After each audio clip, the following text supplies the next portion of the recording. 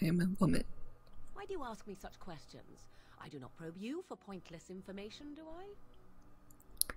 You can only romance one person at once, come on. Fine, I will leave you be. I did not ask to be left alone. I simply wondered from whence comes this strange curiosity. We don't need to be strangers, do we? What a stranger does not know cannot hurt him, but have it your way. What is it you asked if I grew up in the wilds? A curious question. Where else would you picture me? For many years it was simply Flemeth and I. The wilds and its creatures were more real to me than Flemeth's tales of the world of man. In time I grew curious. I left the wilds to explore what lay beyond, never for long. Brief forays into a civilized wilderness. And you remained unnoticed. For the most part, Flemeth taught me well. For all that I had been taught, however, the truth of the civilized lands proved to be overwhelming. I was unfamiliar with so much. So I don't want to romance multiple people at once, that's so weird. could never have prepared me for.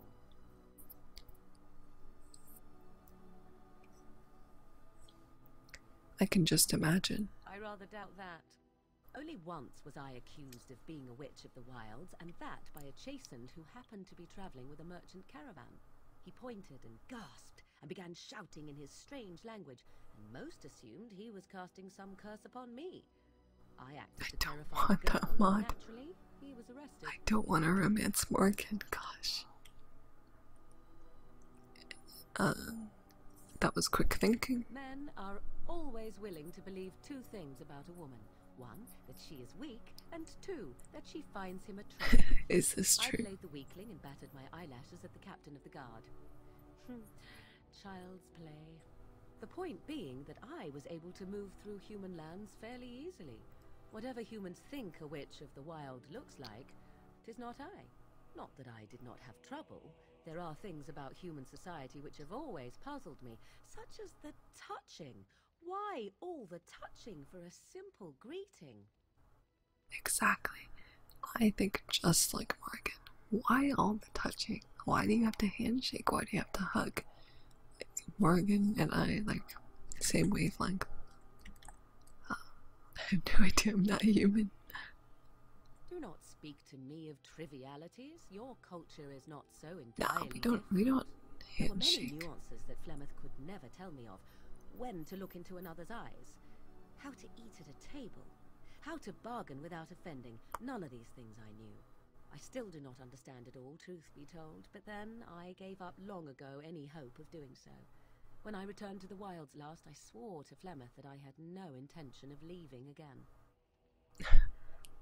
We are not weird. We are normal. Everyone else just doesn't make sense. It's honestly, why do we have to touch so much just to create someone? It doesn't make any sense. You're just spreading germs. There's absolutely no purpose to touching like that. You can go back if you like. Yet here you are. Yes, here I am. Well, let's get on with it before the ground opens up and swallows us, yes?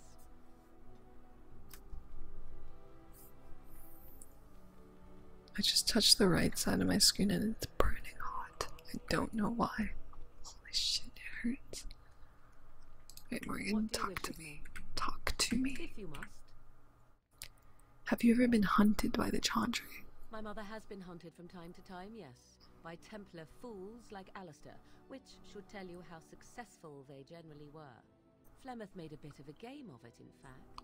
The Templars would come again, and she would look at me and smile and say that the fun was to begin once more.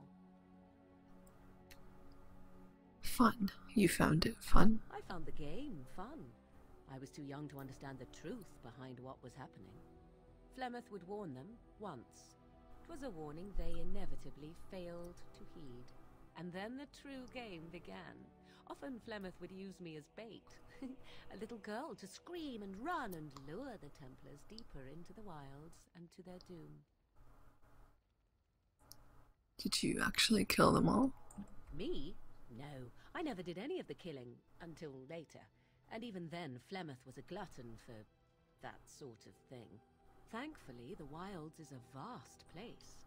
Once they found us, Flemeth would simply move us elsewhere, and we would be lost within the forest once again. I did not understand the danger we faced until I was much older. I had never heard of apostates or maleficarum.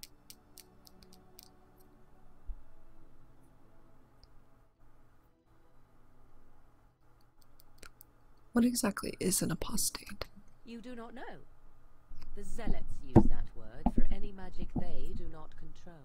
The chantry sees any mages not leashed to the circle of magi as apostates, and apostates could become maleficarum, evil mages that resort to blood magic and become demon-enslaved abominations. It may even be true, still, those of us who prefer freedom see no reason to submit.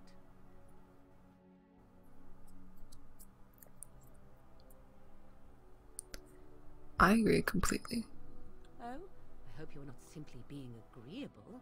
I actually do A agree. refreshing change. Enough of this talk. Let us return to the task at hand. Oh, Morgan, What do one you more wish of me? time. If you must. Is Flemeth really what she seems to be? Well, that depends, does it not? What does she seem to be?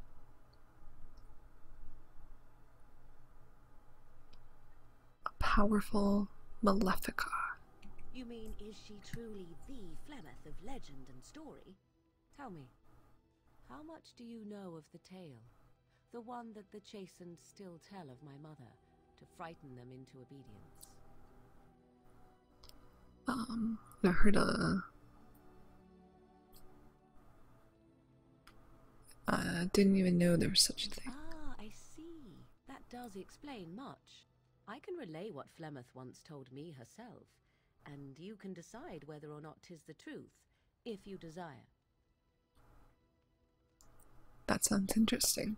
As the tale is sung by the bards, there was a time when Flemeth was young and beautiful, a fair lass in a land of barbarian men, the desire of any who saw her.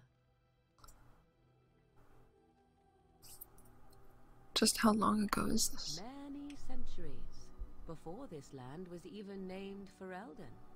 The tales say that Flemeth fell in love with Osen the bard, and fled the castle of her husband, the dread Lord Conabar, and that he swore vengeance for her infidelity. In truth, my mother claims that 'twas Osen who was her husband, and Conabar the jealous lord, who looked on from afar. Lord Conabar approached young Osen and offered him wealth and power in exchange for his lovely wife, and Osen agreed. What's up, Monster? Long time no see. He sold his wife to another Life man. of a bard is a poor one, and love fades in the wake of hunger. 'Twas Flemeth who suggested the arrangement. All would have been well had Lord Conabar kept his end of the bargain. But he was a foul man who bargained with coin he did not possess. Osen was led off to a field and slain, left for dead. Flemeth spoke to the spirits and learned of the deed, and swore revenge. She spoke to spirits or demons. So she truly loved Osen then? That was not the point. Conabar had no honor, so she would not have him. Flemeth begged the spirits to aid her, and 'twas they who slew Conabar. The demon the legend tells of came later. Lord Conabar's allies chased Flemeth, you see, chased her to the wilds, and there she hid. There she found the demon, and he made her strong. The legends all speak of the great hero Cormac, he who defeated Flemeth and her great army when she invaded the lowlands centuries later. All lies. Which she never invaded, or he never defeated her. The truth of the matter is that there was never an invasion. As Flemeth tells it, the Chastened never raised an army under her banner, and she never fought with any warrior named Cormac. Cormac led a brutal civil war against his own people, and later claimed it was to vanquish evil that had taken root amongst the lords. Thus, he was hailed a hero. Flemeth was only attached to the legend much later. Perhaps 'twas due to the Great War with the Chastened that eventually came, but Mother claims not to know how it began. Do you believe her version? I do not believe everything that Flemeth claims. Oft it seems her bitterness has coloured her memories. But on the whole, yes, I believe this tale, if not all. How is it that Flemeth has survived for so long? The demon within her has transformed her into something else. An abomination, perhaps some would say. I know not. I only know my mother is clever, and she is part of the wilds as it is part of her. But she is no immortal. She bleeds. A blade in her heart would kill her like any other, were it lucky enough to find her. I know, isn't the chat super cool, right? I mean, isn't the stream super cool?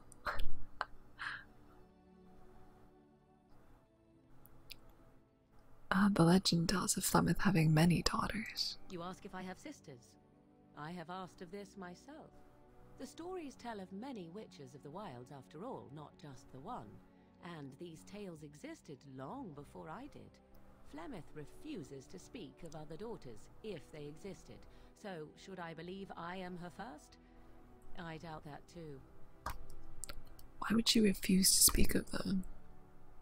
The Chastened tell of a falling out between Flemeth and her daughters. They say that one day she hunted them all through the wilds and ate their hearts. It may be true. I have never seen another witch or heard of one. Perhaps one day Flemeth will eat my heart as well. Aren't abominations usually insane horrors? How often is this usually? Always? If not always, then when is it not true?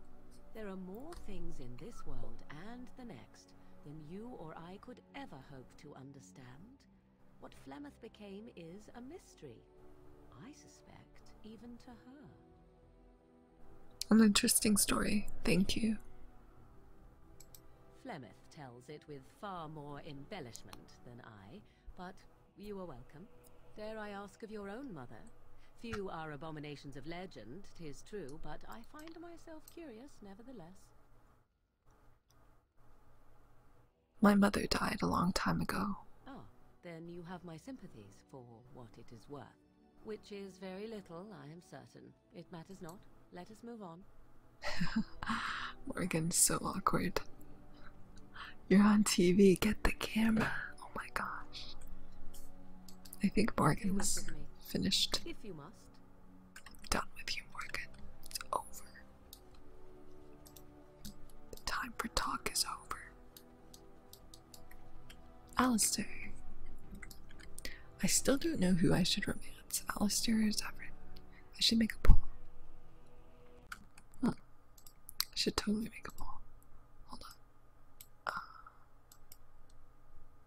Can't figure out